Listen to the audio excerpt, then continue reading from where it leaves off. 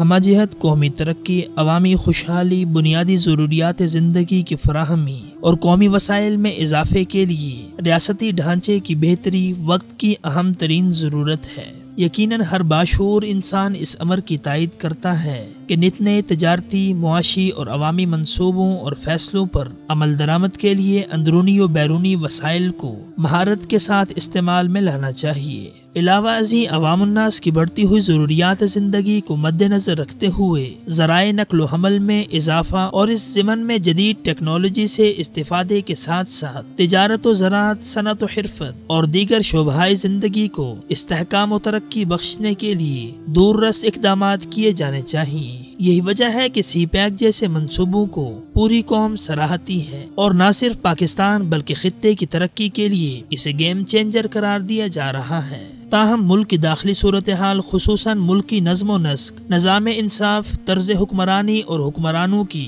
ترجیحات سے متعلق گزشتہ دنوں chief justice Lahore high court نے اپنے ریمارکس میں جو آئینہ دکھایا ہے، اس میں من حیث القوم ہمیں اپنا جائزہ لے کر محاسبہ اور اصلاح احوال پر توجہ مرکوز کرنی چاہیے، کیونکہ بلا شبہ کسی بھی ریاست کا استحکام، فلاح و بہبود اور بقا و سالمیت، انصاف کی بالادستی، فوری فراہمی اور ریاستی قوانین پر کما حقہ عمل درآمد کی مرہون منت ہوتی ہے۔ تاہم افسوس سے کہنا پڑتا ہے کہ ہمارے یہاں ریاستی نظم و نسق بالعموم اور عدالتی نظام بالخصوص سوالیہ نشان بنا ہوا ہے۔ عوامی و سماجی خدمات سے براہ راست تعلق رکھنے والے اہم سرکاری اداروں، محکموں اور شعبوں میں موجود ملازمین، حکمران اور افسران کی اکثریت اچھی شہرت اور بہتر کردار کے حامل نہیں ہیں۔ رشوت ستانی، دروغ گوئی، چرب لسانی، اقربا پروری، جال سازی، مناصب و اختیارات کا ناجائز استعمال سمیت ہر سماجی و اخلاقی برائی قومی اداروں کے اندر ناقابل یقین حد تک سرایت کر چکی ہے۔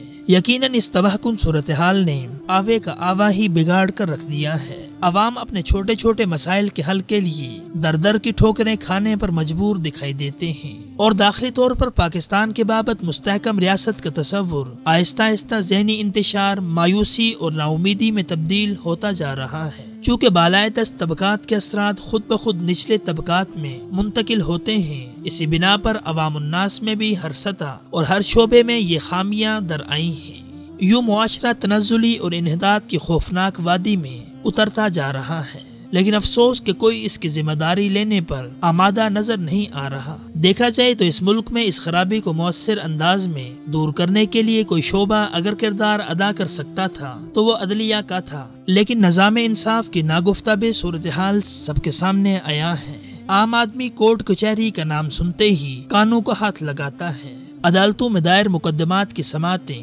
پشت در پشت منتقل ہوتی چلی جاتی ہیں، اور فیصلہ آنے تک اصل فریق دنیا سے سدھار چکا ہوتا ہے۔ یقیناً یہ جیتے جاگتے حقائق ہیں۔ ایسے میں شاید برق رفتار ترقیاتی منصوبوں سے عام آدمی براہ راست مستفید نہ ہو سکے۔ پس حکمران واقعتاً اگر ملک کو استحکام و دوام کے عروج پر لے جانا چاہتے ہیں تو سب سے پہلے انہیں انصاف پروری، قانون کی حکمرانی اور شفافیت و احتساب کا عوام دوست ماحول قائم کرنا ہوگا۔ نیز عدلیہ کے ضروریات اور مسائل پر توجہ دینا ہوگی، کیونکہ اس کے بغیر کیے جانے والے معاشی اور اقتصادی اقدامات کے نتائج وقتی طور پر تو فائدہ مند ہو سکتے ہیں، مگر دیر پا بنیادوں پر قوم ان سے خوش کن توقعات وابستہ نہیں کر سکتی۔ دوسری طرف اگر دیکھا جائے تو معاشرے میں متنوع اور غیر محدود خرابیوں کے باوجود بحیثیت مسلمان کسی کے لیے مایوسی، نا امیدی کی کوئی گنجائش نہیں ہے، کیونکہ اسلام وہ سچا مذہب ہے جس نے اپنے نام لیواؤں کو ہر اعصاب شکن صورتحال اور داخلی و خارجی حالات کے جبر کا مقابلہ کرنے کی نہ صرف تعلیم دی ہے بلکہ اس کے لیے راہ عمل بھی متعین کی ہے۔ یقیناً آج بھی سماج کے ہر طبقے اور شعبے میں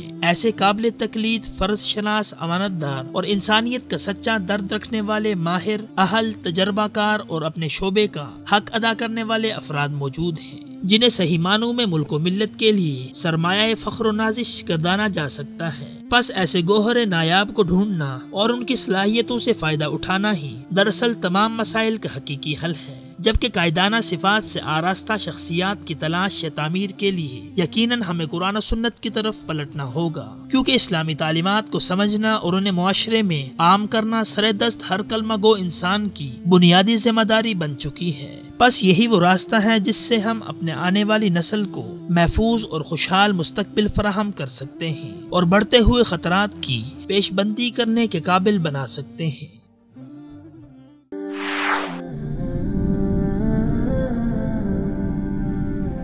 وصال اردو، حق کا راہی